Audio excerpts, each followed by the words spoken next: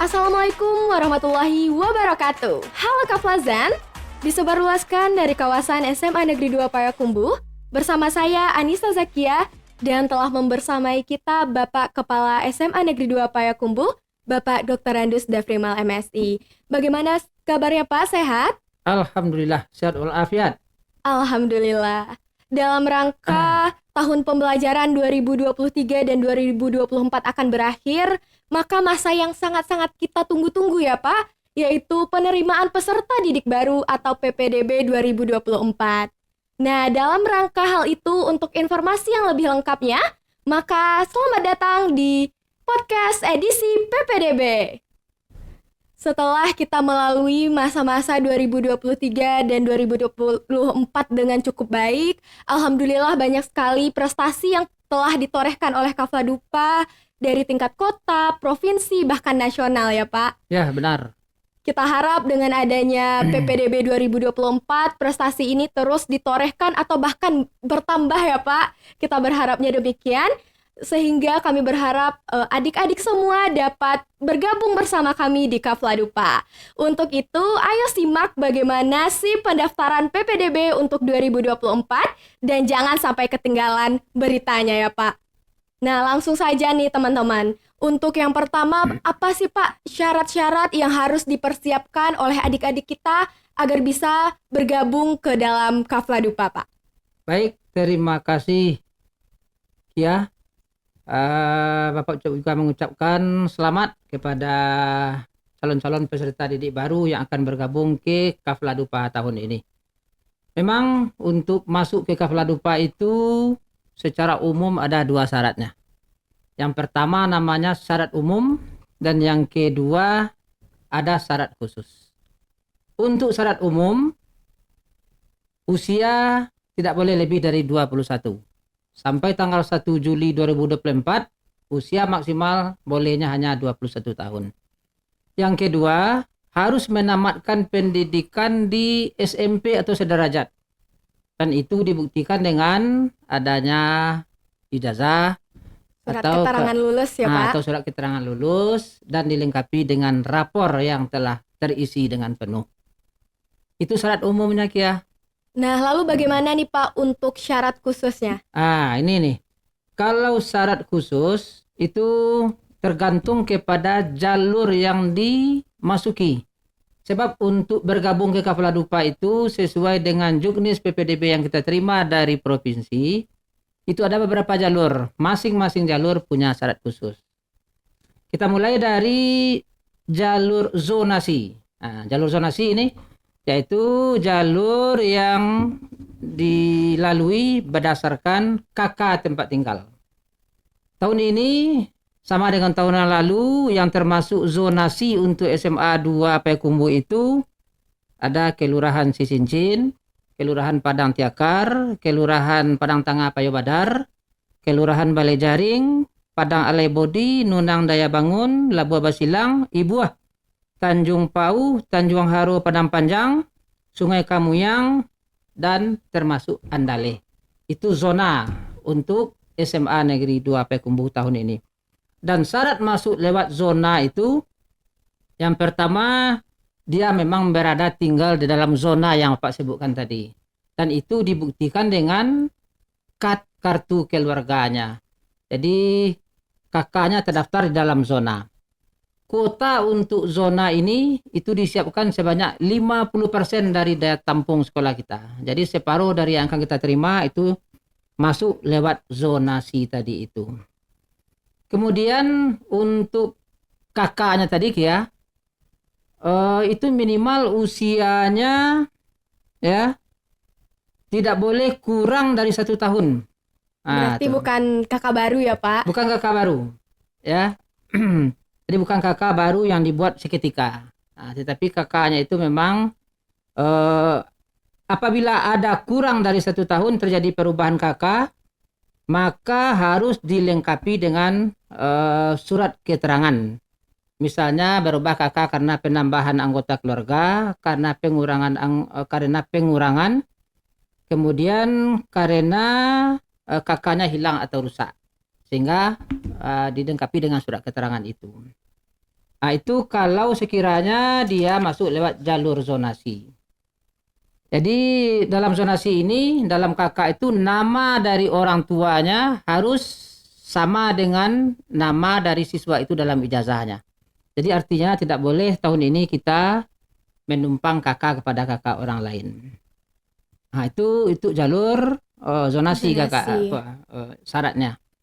Kemudian yang kedua jalur afirmasi namanya. Jalur yang diperuntukkan oleh calon-calon siswa yang memiliki keterbatasan. Bisa keterbatasan dalam bidang ekonomi atau dalam keterbatasan fisik. Jadi yang dikatakan jalur afirmasi itu bisa dia berasal dari keluarga tidak mampu, dari penyandang disabilitas, atau dari anak panti asuhan. Kalau dia berasal dari ekonomi tidak mampu, maka dia harus membuktikan dengan adanya Kartu Indonesia Pintar dan Kartu Program Keluarga Harapan atau PKH. Kalau dia dari penyandang disabilitas, maka dia harus membuktikan surat keterangan bahwa dia berasal dari disabilitas dari pihak yang berkompeten. Ya, yang berkompeten dalam hal ini adalah dari pihak dinas sosial atau dari lembaga tempat dia berasal disabilitasnya. Atau kalau dia berasal dari panti asuhan, maka dia harus ada surat keterangan dari panti asuhan. Itu jalur kedua, Kia. Jalur ketiga bisa juga kita terima lewat perpindahan orang tua atau wali. Jalur ini syaratnya adalah si calon siswa baru itu harus membuktikan dengan surat pindah tugas orang tuanya. Dan surat pindah tugas orang tua ini tidak boleh masanya lebih dari 1 tahun. Kalau lebih dari 1 tahun, maka dia sudah wajib membuat KK di tempat baru ini. Dia belum sampai setahun pindah dari luar daerah, maka dia bisa mendaftar lewat surat keterangan pindah orang tuanya itu. Jadi ada surat penugasan dari instansi atau lembaga, kemudian ada pula surat keterangan pindah domisilinya bahwa dia memang warga baru di Kota Payakumbuh ini. Itu jalur perpindahan tugas orang tua. Untuk jalur selanjutnya bagaimana, Pak? Jalur selanjutnya ada jalur prestasi akademik. Jadi calon siswa baru yang berasal bukan dari zona, dia bukan berasal dari keluarga tidak mampu, bukan orang tuanya pindah, dia bisa mengandalkan prestasinya waktu dia belajar di tingkat SLTP. Jadi ada jalur prestasi akademik. Untuk jalur prestasi akademik ini dibuktikan dengan nilai rapor. Semester 1 sampai semester 5 di waktu dia di SLTP, untuk semua mata pelajaran yang diambil adalah mata pelajaran nilai pengetahuannya. Jadi dirata-ratakan nilai rapornya semester 1 sampai 5 untuk semua mata pelajaran itu dikali 60%. Kemudian ditambah tahun ini talentanya di bidang lain selain dari rapor itu. Jadi ada andilnya di sana 40%. Itu beda dengan tahun yang lalu. Tahun yang lalu dipisah ya, Pak, kalau nggak salah. Kalau tahun yang lalu, kalau prestasi akademik itu hanya rapor saja yang dilihat. Kalau tahun sekarang, di samping rapornya dikali 60% rata-ratanya, juga diperhitungkan prestasinya di luar akademik itu. Artinya harus ada, misalnya di bidang sains, di bidang teknologi, di bidang riset, di bidang inovasi, atau bisa juga di bidang olimpiade dan lain-lainnya. Jadi itu di-upload nanti bukti tambahan itu andilnya 40%. Jadi Kia, kalau seorang calon siswa baru hanya juara 1 saja terus dari kelas 1 sampai kelas 3 SMP tanpa ada prestasi-prestasi lain, itu belum tentu bisa diterima. Karena untuk sekarang ini prestasi akademik juga mempertimbangkan prestasi pendampingnya. Dan prestasi berupa sertifikat yang diperolehnya itu minimal usianya hanya 6 bulan. Artinya kalau kurang dari 6 bulan usia sertifikatnya itu tidak bisa diakui. Itu dalam juknis yang kita terima. Kemudian untuk jalur prestasi non-akademik, itu syaratnya mereka harus punya sertifikat. Dan sertifikat itu minimal prestasi yang diperolehnya itu adalah juara 3 di tingkat kota atau kabupaten. Jadi kalau juara di tingkat sekolah itu tidak bisa diakui. Minimal juara 3 di tingkat kabupaten atau kota. Ya, itu syarat prestasi non akademik. Kemudian ada dibuktikan dengan sertifikat yang diperolehnya. Ada perbedaan tahun ini. Kalau tahun lalu prestasi non akademik itu hanya diakui yang Pribadi, individu. ya individu. Kalau sekarang ini yang bertim pun boleh dimasukkan prestasi non akademiknya. Asalkan ada sertifikatnya yang usianya minimal 6 bulan, maksimal 3 tahun. Itu jalur prestasi non akademik. Kuota untuk non akademik ini ada 10%. 10%. Kuota untuk akademik tadi itu ada 15%. Itu kira-kira jalur syarat khusus untuk beberapa jalur. Nah, bagi teman-teman yang sangat berminat untuk bergabung di Kafladupa, pastikan kalian memenuhi syarat umum dan syarat khusus yang sudah dijelaskan oleh Bapak tadi. Nah, pastikan syarat kalian lengkap sesuai dengan jalur yang akan kalian masuki. Nah, untuk selanjutnya nih Pak, apa aja sih tahap-tahap yang harus adik-adik dan teman-teman lalui agar pada akhirnya bisa bergabung menjadi siswa baru di Kafladupa? Baik, terima kasih Kia. Ya, penting, bagus pertanyaannya ini. Ini tahap-tahapnya lagi ya. Iya Pak. Secara umum ada 3 tahapnya ya untuk mendaftar. Yang pertama ada pra pendaftaran, ada tahap 1, kemudian ada tahap 2. Pada tahap pra pendaftaran ini, calon peserta didik baru harus membuka link dulu, ppdb.sumbarprof.go.id. Dan link itu dalam jadwal yang kita terima itu mulai dibuka tanggal 1 Juni 2024. Besok berarti ya Pak? Berarti besok mulai Nah, dibuka ingat linknya. teman-teman, besok nih. Di dalam link itu mulai besok tanggal 1 Juni itu para calon peserta didik baru itu harus membuat akunnya masing-masing. Nah, membuat akun. Setelah akun dibuat, kemudian dia masuk lagi dalam situs ppdb.sumbarprof.go.id tadi. Maka di sana dia wajib menginput data-data pokok. Nah, data-data pokoknya, biodatanya, nama, sekolah asal, ya sesuai lah yang diminta nanti di dalam itu. Termasuk juga dia harus menginput atau mengupload rapornya, nilai-nilai rapornya, sertifikatnya. Kalau dia ingin masuk nanti lewat jalur pindahan orang tua, surat keterangan pindah orang tuanya itu. Kalau dia masuk afirmasi, dia juga di saat input data itu mempersiapkan mengupload yang telah di-scan-nya itu ke dalam link yang kita sebutkan tadi. Nah, itu tahap pra baru tuh. Nah, itu yang pertama tahapnya. Selanjutnya Pak, untuk tahap satunya? Untuk tahap 1 ini sudah mulai ini mendaftar. Untuk tahap 1 itu disediakan untuk jalur afirmasi, jalur perpindahan tugas orang tua, jalur prestasi akademik, dan jalur prestasi non akademik. Itu tahap 1. Semuanya masuk dalam tahap 1. Tahap 1 itu waktunya adalah tanggal 24 sampai 27 Juni mendaftar. Ya. Jangan sampai ketinggalan ya Pak. Jangan sampai Dicatat ketinggalan. tanggalnya. Ya. Pilih-pilih, lihat-lihat di mana potensinya yang memungkinkan untuk bisa diterima. Apakah jalur afirmasi kah dia, prestasi akademik kah, prestasi non akademik. Sebab salah masuk nanti mungkin dia berpeluang di akademik tapi dia masuk lewat non akademik. Jadi itu blunder bagi dia sendiri. Benar. Setelah dia mendaftar paling lambat 27 Juni, maka akan diumumkan tanggal 29 Juni. Tanggal 29 Juni diumumkan diterima atau tidaknya. Kemudian bagi yang diterima itu langsung mendaftar tanggal 29 itu sampai tanggal 30 Juni. Jadi hanya 2 hari. Jadwal mendaftar ulang.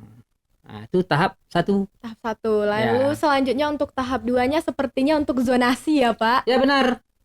Tahap 2 jalur zonasi. Sebelum masuk jalur zonasi ini, siapa-siapa yang dinyatakan diterima kalau dia mendaftar di jalur 1 tadi, itu tidak boleh masuk di tahap 2 lagi.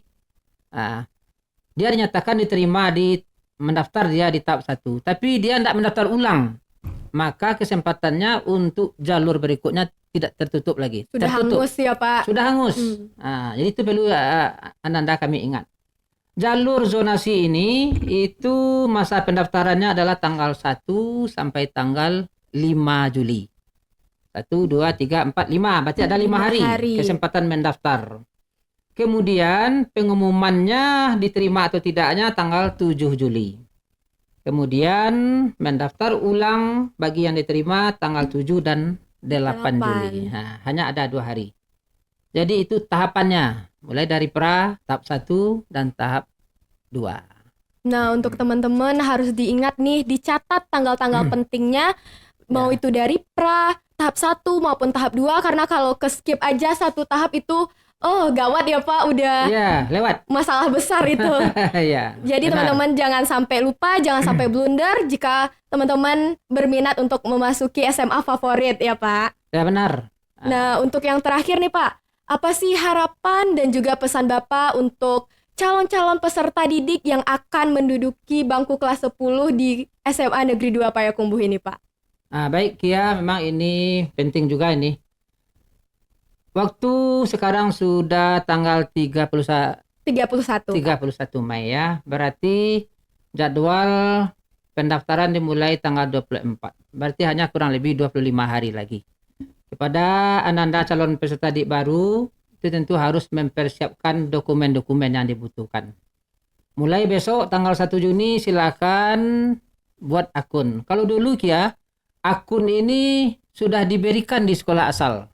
Itu bedanya. Ya, dulu waktu zaman Kia udah dibikinin sekolah. Dibikinin di sekolah. Nilai-nilai pun sudah diinput semuanya. Benar, kita tinggal daftar aja ya Pak. Sekarang ini setelah dia login nanti dengan akun yang dibuatnya, nanti dilihat di sana. Kalau sekiranya memang nilainya sudah ada, tinggal dia memverifikasi saja lagi.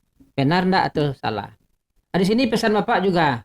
Kalau sekiranya adik-adik atau Ananda nanti menginput dokumen-dokumen, itu harus dokumen yang benar.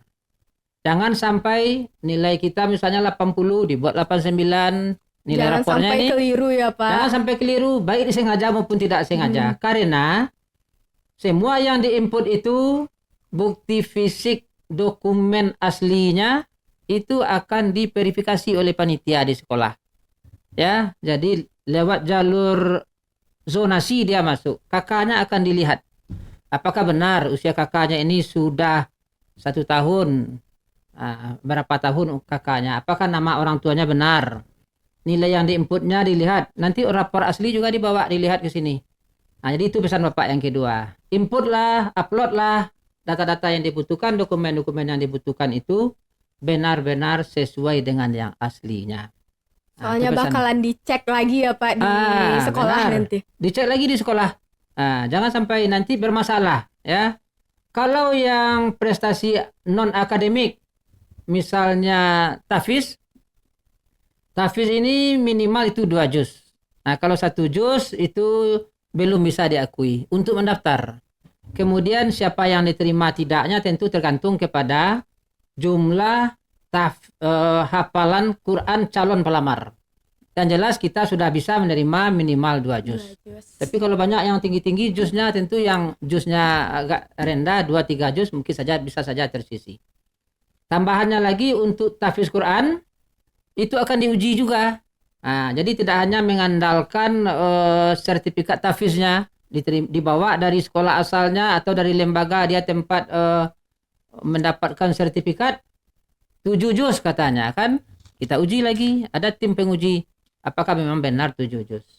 Gitu. Jadi benar-benarlah kalau 7 juz ya 7 juz, kalau 3 juz 3 juz karena akan diuji. Itu pesan berikutnya Kia. Untuk harapannya untuk calon-calon peserta didik Kafladupa apa nih Pak?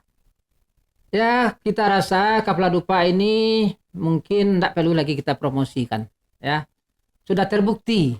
Sudah terbukti bagi adik-adik kita semuanya sudah merupakan pilihan. Sampai sekarang ini sudah banyak nih yang menanya pada Bapak, yang menggali-gali info segala macamnya. Padahal PPDB belum dimulai.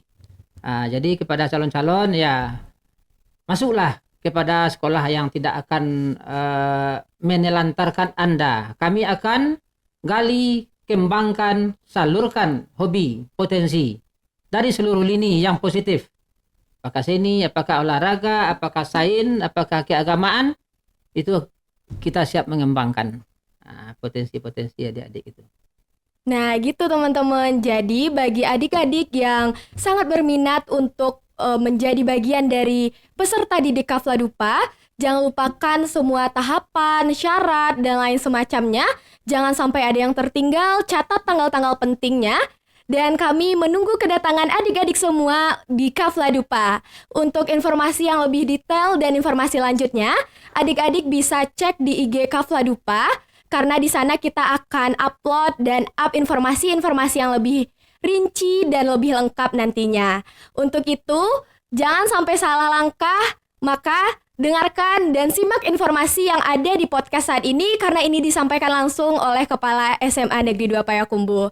Untuk itu, kita ucapkan terima kasih kepada Bapak Dafrimal MSI sudah meluangkan waktunya untuk memberikan informasi yang sangat detail dan semoga ini bermanfaat serta dapat membantu adik-adik semua dalam tahap proses PPDB pada tahun 2024 ini, Pak. Ya, kalau masih ragu lagi, pintu gerbang sekolah kita terbuka untuk melayani adik-adik atau anak-anak calon siswa baru menggali informasi lebih luas. Nah, benar, untuk adik-adik ataupun orang tua yang masih ragu tentang informasi PPDB, bisa langsung DM aja atau chat IG Kafla Dupa, atau mungkin bisa hubungi kontak person yang ada di bio Instagram, atau masih ragu juga bisa langsung offline ya Pak, langsung datang karena kita ada tim PPDB yang akan melayani dan merangkul dan memberikan arahan secara rinci nantinya ya Pak. Benar. Untuk itu kami berharap adik-adik semua dapat menjalani proses PPDB dengan lancar dan dapat diterima di sekolah impian masing-masing. Dengan itu, saya Anissa Zakiah dan Bapak Dr. Andus Dafrimal MSI pamit undur diri. Terima kasih Bapak, selamat melanjutkan aktivitasnya. Wabillahi taufik wal hidayah. Assalamualaikum warahmatullahi wabarakatuh. Sampai jumpa.